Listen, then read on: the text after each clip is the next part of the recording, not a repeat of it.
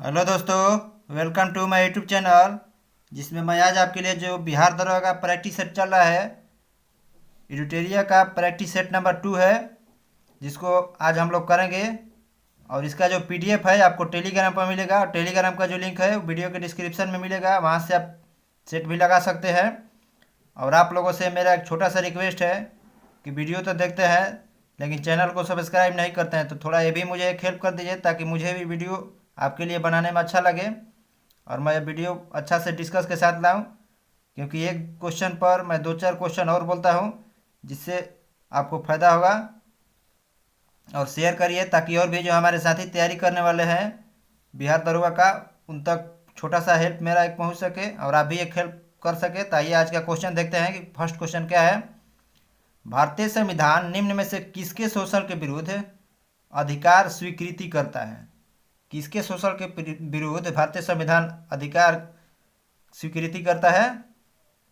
तो इसमें बच्चों के शोषण के विरुद्ध अधिकार स्वीकृति करता है, फिर से स्त्रियों के विरुद्ध करता है, जनजातियों के विरुद्ध भी करता है, क्योंकि SC ST के बारे में संविधान के बारे में संविधान में चर्चा है, लेकिन दलित के बारे में संविधान में चर्चा नहीं है। तो हमारा 1, 2 और 3 ऑप्शन किस में है? तो ऑप्शन सी में है, जो हमारा राइट आंसर है। नेक्स्ट क्वेश्चन, भारत में अवशिष्ट शक्तियाँ निहित है। भारत में जो अवशिष्ट शक्तियाँ है वो किसके पास निहित है?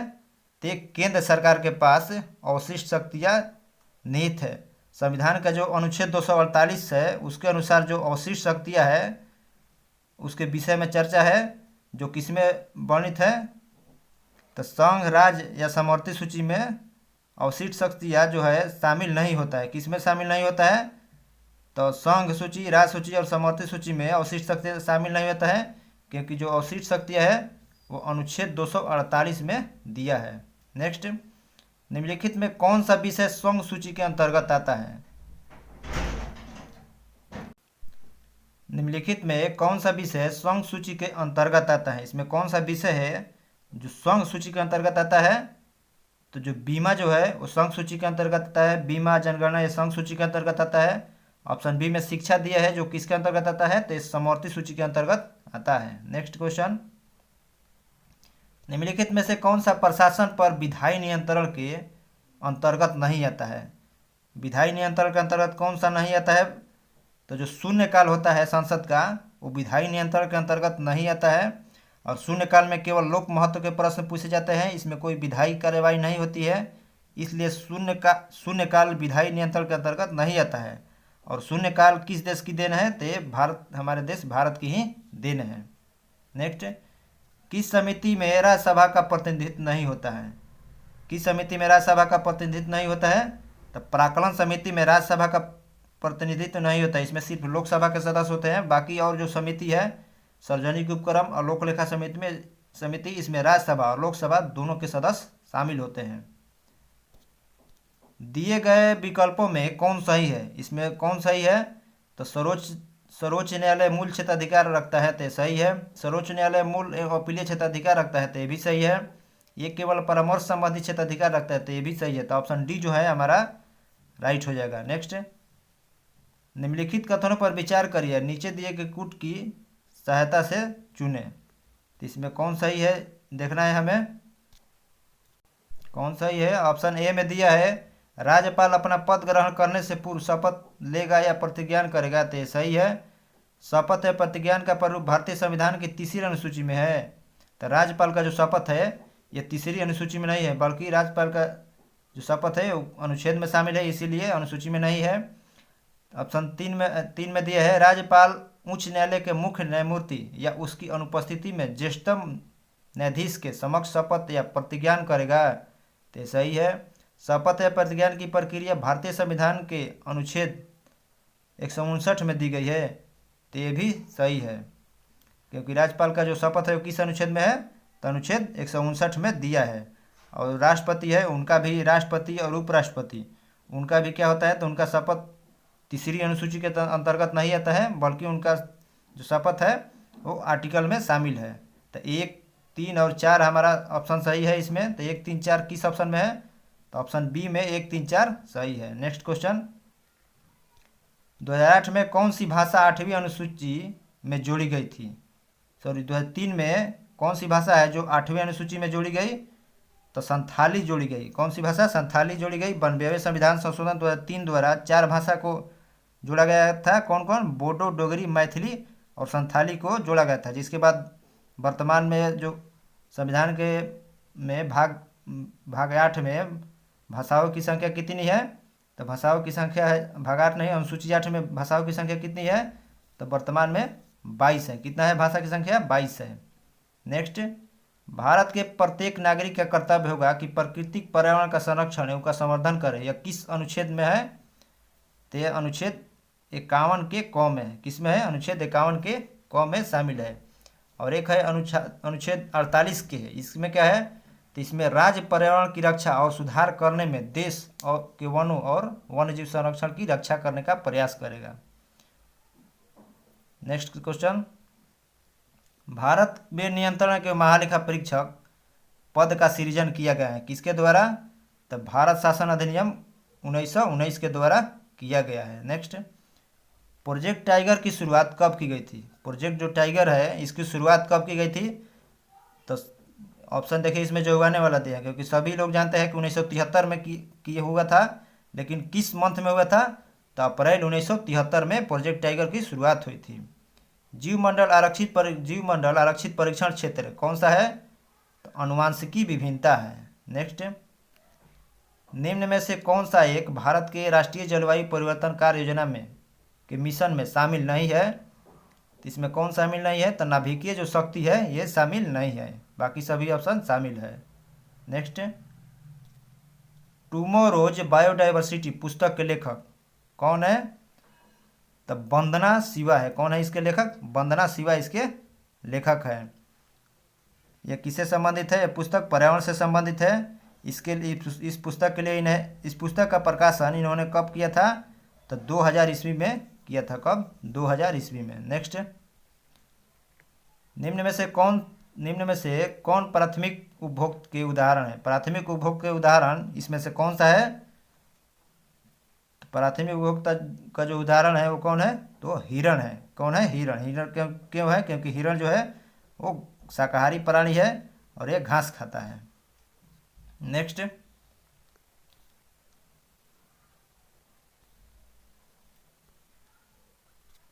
अप्रैल 2023 में निर्वाचन आयोग द्वारा की गई घोषणा अनुसार वर्तमान में राष्ट्रीय पार्टी की संख्या कितनी है? तब राष्ट्रीय पार्टी की संख्या कितनी है वर्तमान में अप्रैल 2023 के अनुसार? तो 6 है।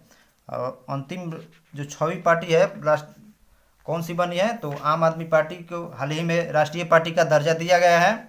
और कौन कौन सी 6 पार्टी है? तो एक कांग्रेस है, एक बीजेपी है, फिर से बहुजन समाज पार्टी, आम आदमी पार्टी, नेशनल पीपुल पार्टी और सीपीआई है। कौन है? सीपीआई। नेक्स्ट, भारत का पहला संविधान साक्षर जिला कोल्लम किस राज्य में है? तो किस राज्य में है? तो कोल्लम तो एक केरल में है। कहाँ पर? केरल में है। नेक्स्ट, एक राष्ट्र एक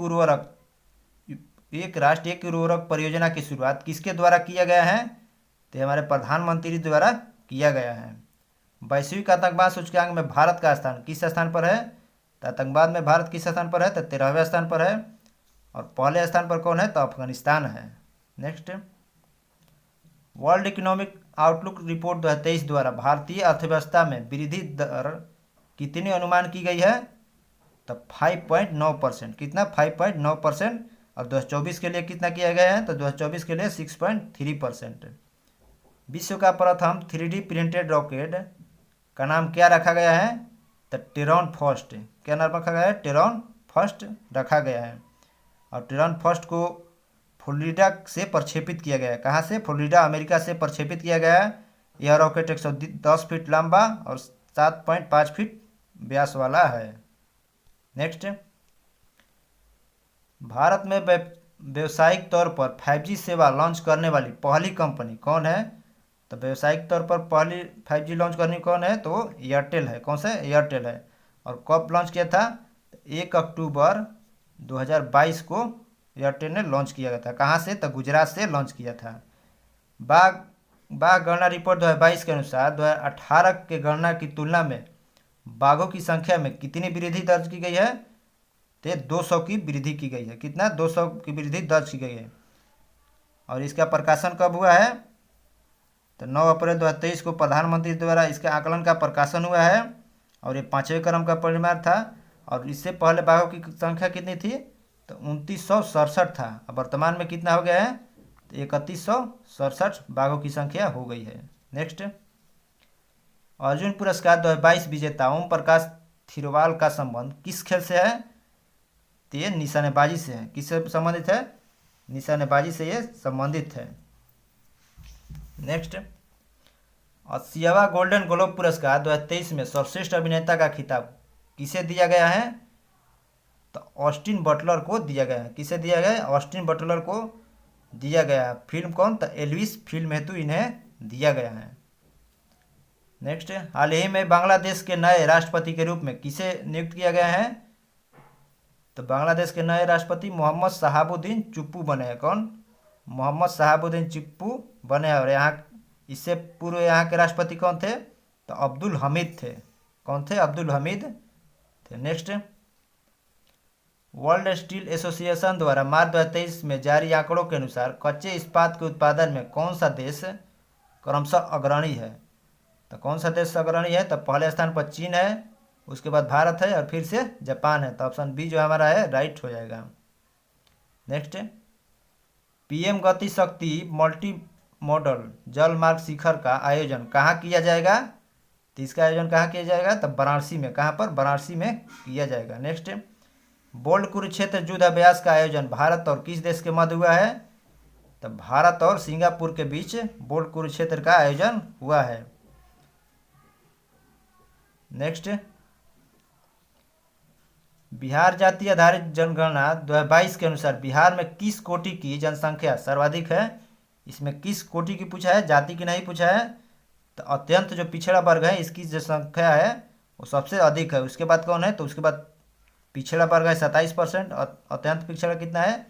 तो 36% लगभग है। और पिछड़ा वर्ग 27%, पिछड़ा वर्ग 27% है। उसके बाद अनुसूचित जाति जो है ये 19% है। और अनारक्षित मतलब जनरल सामान्य श्रेणी कितना है? तो सामान्य श्रेणी जो है वो लगभग 15% है। नेक्स्ट, हाल ही में लंपी प्रोवैक्स टीके को किस मंत्रालय द्वारा लॉन्च किया गया है? तो केंद्रीय कृषि एवं कल्याण मंत्रालय द्वारा इसको लॉन्च किया गया है। WHO ने हाल ही में किस देश को मलेरिया मुक्त घोषित किया है? तो WHO ने किसे मलेरिया मुक्त घोषित किया? तो अजरबैजान और तजाकिस्तान को मलेरिया मुक्त घोषित किया। तो ऑप्शन डी हमारा राइट हो जाएगा। नेक्स्ट, भारत के 16वें राष्ट्रपति द्रौपदी मुर्मू को कुल वैध मतों का कितना प्रतिशत मत प्राप्त हुआ है?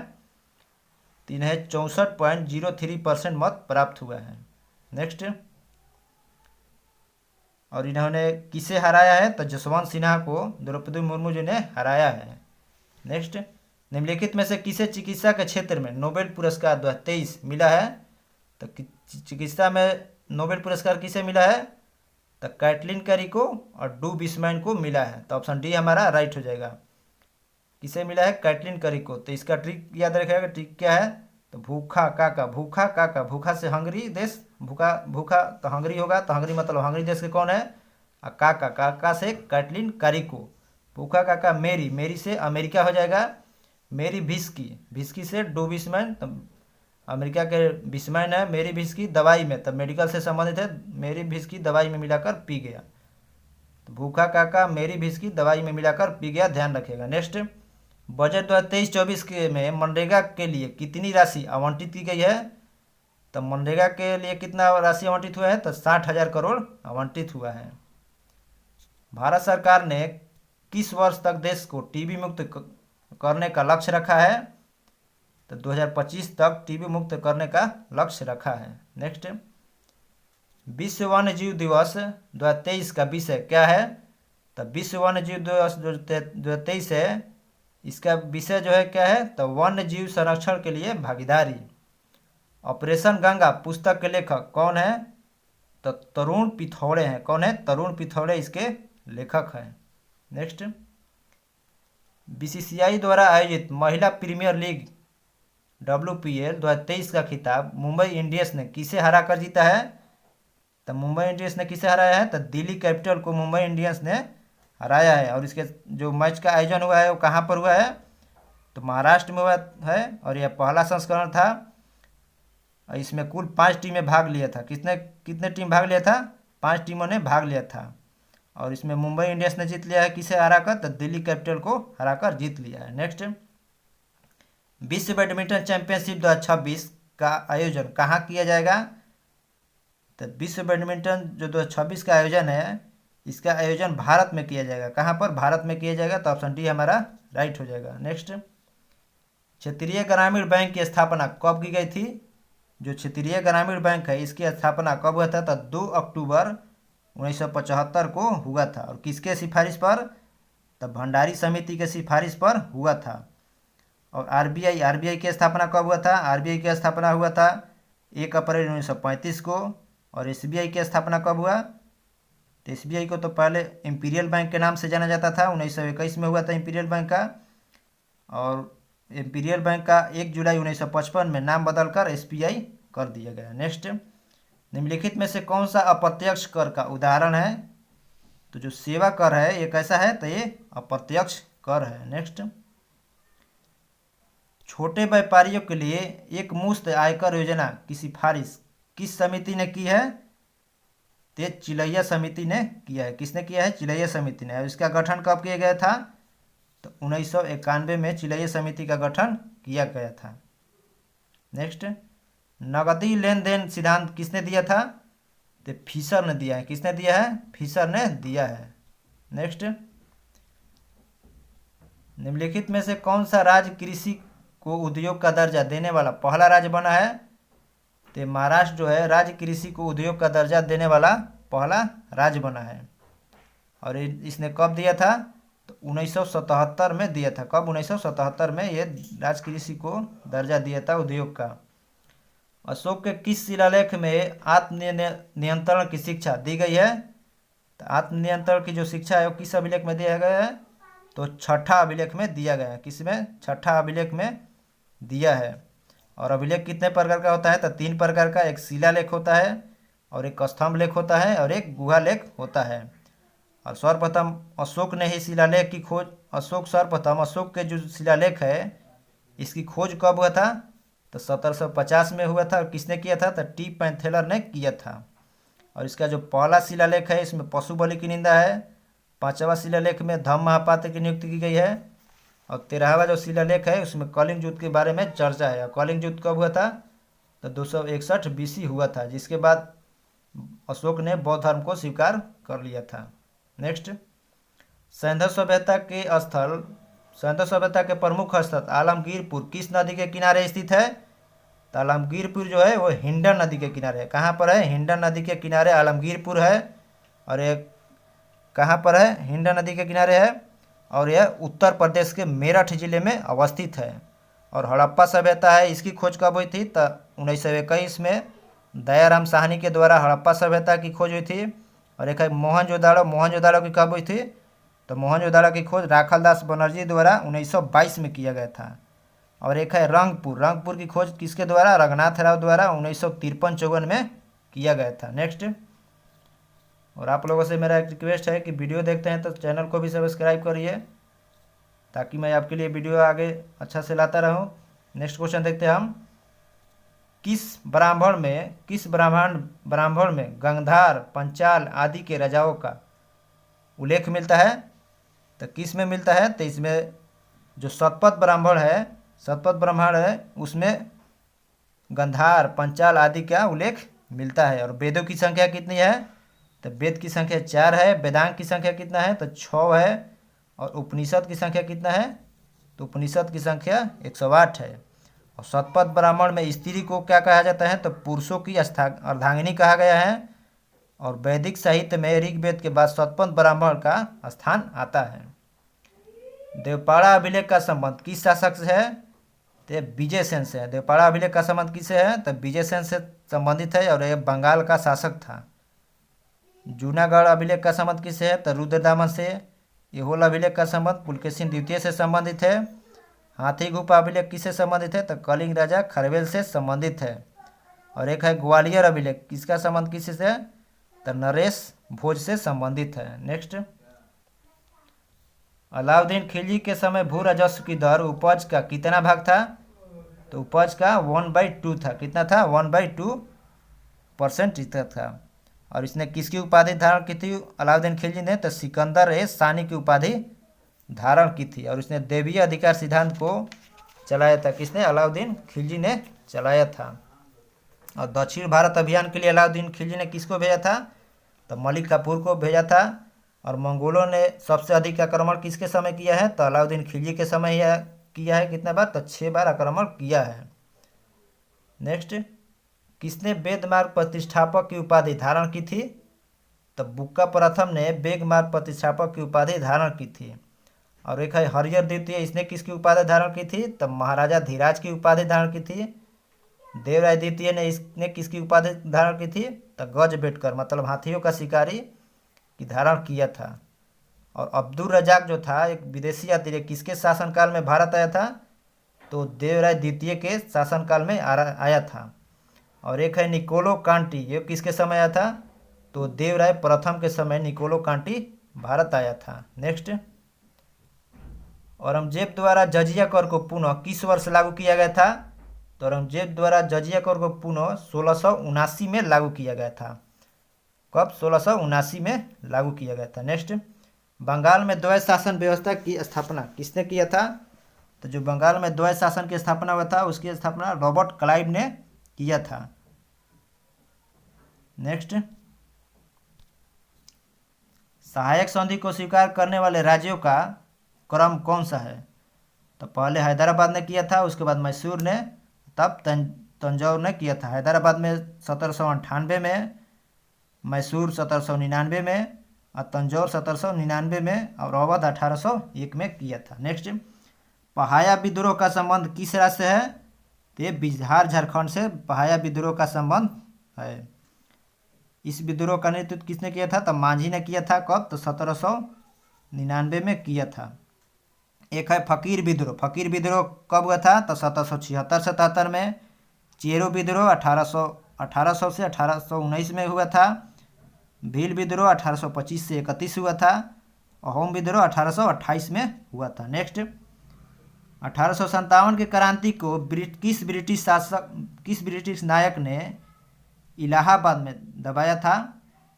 1857 की जो क्रांति है उसको किस ब्रिटिश नायक ने इलाहाबाद में दबाया था?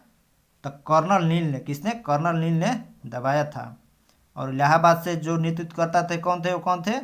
तो लियाकत अली थे। नेक्स्ट, आज़ाद हिंद सरकार की स्थापना किसके द्वारा किया गया था? तो जो आज़ाद हिंद सरकार है इसकी स्थापना किसने किया था?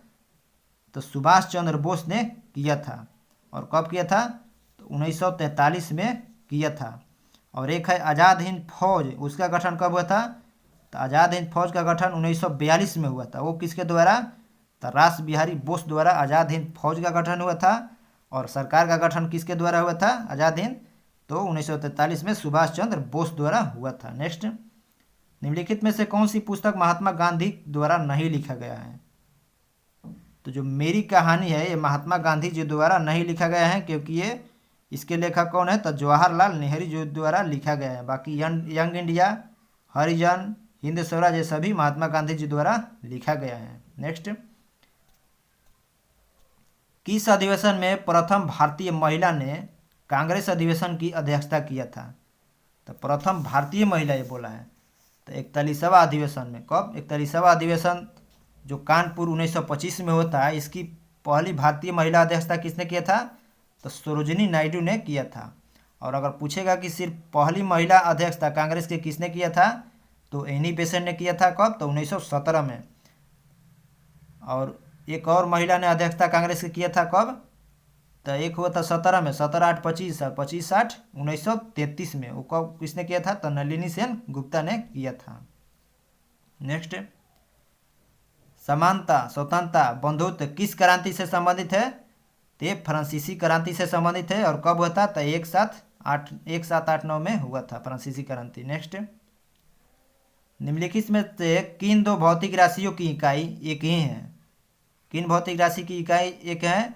तो बल और भार की इकाई एक ही होता है। नेक्स्ट, एनीमोमीटर का प्रयोग किया जाता है। एनीमोमीटर का प्रयोग किसके लिए किया जाता है? तो वायु की गति मापने के लिए किया जाता है। निम्नलिखित में से कौन सा सही समीकरण को दर्शाता है? तो यांत्रिक ऊर्जा बराबर क्या होता है? तो गतिज ऊर्जा प्लस स्थितिज ऊर्जा है। तो इसमें क्या किया है कि गतिज ऊर्जा को इस पर लेकर गया है तो माइनस हो जाएगा। तो ऑप्शन ए जो है हमारा राइट दिया है। नेक्स्ट, बर्नौली का प्रमेय किसके संरक्षण के सिद्धांत पर आधारित होता है? तो ऊर्जा संरक्षण के सिद्धांत पर बर्नौली का प्रमेय आधारित होता है। निम्नलिखित में से किसकी भिन्नता के कारण संपीड़न और विलयन उत्पन्न होता है? तो हवा और दबाव के कारण संपीड़न और विलयन उत्पन्न होता है। आभासी और सीधी छवि के लिए दर्पण का आवर्धन होना चाहिए। कैसा होना चाहिए? तो धनात्मक होना चाहिए। दर्पण का आवर्धन कैसा होना चाहिए? धनात्मक।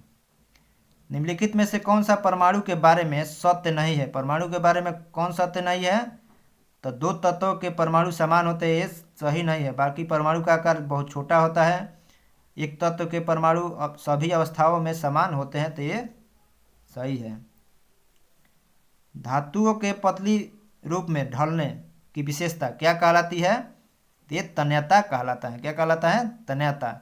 बोला जाता है कि 1 ग्राम सोना में लगभग 2 किलोमीटर लंबा तार खींचा जा सकता है।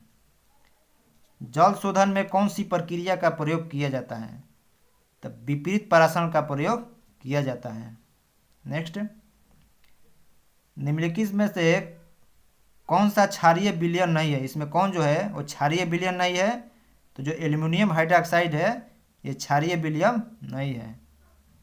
निम्नलिखित में से कौन सा नीले लिटमस पत्र को लाल कर देता है? तो जो सिरका है यह नीले लिटमस पत्र को लाल कर देता है, क्योंकि इसका जो पीएच मान होता है वो 7 से कम होता है। नेक्स्ट, तत्व फ्लोरीन, क्लोरीन, ब्रोमीन, आयोडीन और स्टेटिन को सामान्यतः किस नाम से जाना जाता है? तो इसे हैलोजेन के नाम से जाना जाता है और ये आवर्त सारणी के वर्ग 17 के सभी सदस्य हैं। नेक्स्ट, अमोनियम का व्यावसायिक निर्माण किस प्रक्रिया से होता है? अमोनियम का जो व्यावसायिक निर्माण होता है किसके द्वारा होता है? तो हाइबर विधि द्वारा होता है। किसके द्वारा? हाइबर विधि द्वारा। नेक्स्ट, माइकोलॉजी का अध्ययन निम्न में से किससे संबंधित है? माइकोलॉजी का अध्ययन किससे संबंधित है? तो एक कवक से संबंधित है। एक होता है फाइकोलॉजी। फाइकोलॉजी का संबंध किससे है?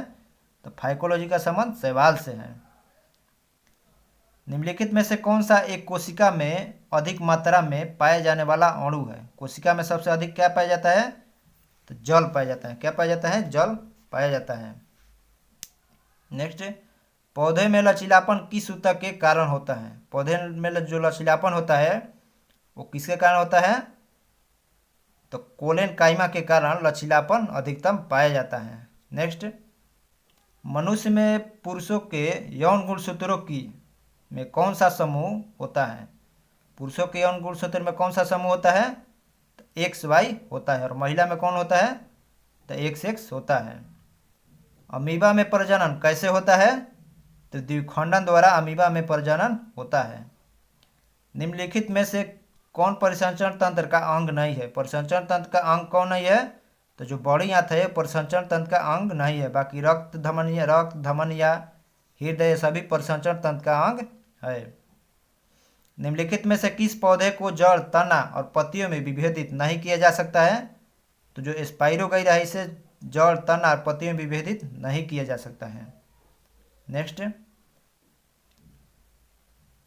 हमें मिलान करना है। देखते हैं किसका किस में मिलान होगा। पहला है जल प्रपात और दूसरा है राज। तो दूध सागर जो जल प्रपात है ये कहाँ है? तो दूध सागर जल प्रपात गोवा में है। बरकाना कहाँ पर है? तो ये कर्नाटक में स्थित है। दुदुमा कहाँ पर है? तो दुदुमा जलप्रपात है यह उड़ीसा में है। कहाँ पर है? उड़ीसा में है। किलियूर जलप्रपात कहाँ पर है? तो ये तमिलनाडु में किलियूर जलप्रपात स्थित है। तो पहला का हो गया 4, दूसरा का बी का 3 हो गया, सी का 2 और 4 का 1 हो गया, डी का 1 हो गया। तो 4, 3, 2, 1 ऑप्शन बी में हमारा राइट दिया है। नेक्स्ट, माउंट थुलियर अंडमान और निकोबार द्वीप समूह का एक महत्वपूर्ण पर्वत शिखर है। यह कहाँ अवस्थित है? तो यह ग्रेट निकोबार में अवस्थित है। कहाँ पर है? ग्रेट निकोबार में अवस्थित है। और इसकी ऊंचाई कितना है? तो 642 मीटर इसकी ऊंचाई है। और अंडमान निकोबार द्वीप समूह की सबसे जो ऊंची चोटी है वो कौन है? तो सैंडल पीक है। कौन है? सैंडल पीक है, जिसकी ऊंचाई कितना है? तो 738 मीटर है। और यह कहाँ पर है? तो सैंडल पीक ये उत्तरी अंडमान पर स्थित है। नेक्स्ट, सूची 1 को सूची 2 में मिलान करना है। तो ये पहला है भौगोलिक लक्षण, अब दूसरा में है अनुसूची सूची 2 में भौगोलिक प्रक्रिया का प्रकार। तो सर्ग क्या है? तो सर्ग हिमनद के अपर्दन का लक्षण है। यारडाग क्या है? तो यह वायु के अपर्दनी लक्षण है। बरखान क्या है? बरखान है क्या? तो वायु के निक्षेपण लक्षण है। ड्रमलिन क्या है? तो ड्रमलिन जो है वो हिमनद के निक्षेपण के लक्षण है। तो पहला का हो गया 4, 1 का 4 हो गया, 2 का 1 हो गया, 3 का सी हो गया, सी का क्या होगा? सी का 3 हो गया। और 4 डी का क्या होगा? डी का 2। तो 4 1 3 2, 4 1 3 2 ऑप्शन ए में राइट दिया है। नेक्स्ट, प्रति चक्रवात की विशेषता होती है। प्रति चक्रवात की जो विशेषता होती है वो क्या होती है? तो जो प्रति चक्रवात है इसकी विशेषता क्या होता है? तो स्वच्छ असमान होता है। क्या होता है? स्वच्छ असमान। निम्नलिखित नदियों में से कौन सी एक पंचनद में सम्मिलित नहीं है? पंचनद में कौन सम्मिलित नहीं है? तो जो सिंधु है ये पंचनद में सम्मिलित नहीं है। पंचनद में कौन कौन है? तो रावी, ब्यास, सतलज और चिनाब है। और झेलम। रावी, ब्यास, सतलज, झेलम, चिनाब ये पंचनद में शामिल है। निम्नलिखित में से कौन सा एक लौह अयस्क खनन क्षेत्र नहीं है? लौह अयस्क खनन क्षेत्र नहीं कौन है? तो मलाज खंड जो है लौह अयस्क खनन क्षेत्र नहीं है। बाकी सभी जो है बैलाडीला कहाँ है? तो छत्तीसगढ़ में स्थित है। अनंतपुर आंध्र प्रदेश में, मयूरभंज ये उड़ीसा में लौह अयस्क खनन क्षेत्र है। और जो मलाज खंड है ये कहाँ है? तो ये मध्य प्रदेश में स्थित है। यह तांबा का क्षेत्र है। नेक्स्ट, 2011 जनगणना के अनुसार निम्नलिखित राज्यों में से किस राज्य में जनसंख्या का घनत्व न्यूनतम है? तो जो मिजोरम है यहाँ पर जनसंख्या का घनत्व जो है वो न्यूनतम है। ऐसे तो सबसे न्यूनतम अरुणाचल प्रदेश में 17 है, लेकिन ऑप्शन में दिया ही नहीं है।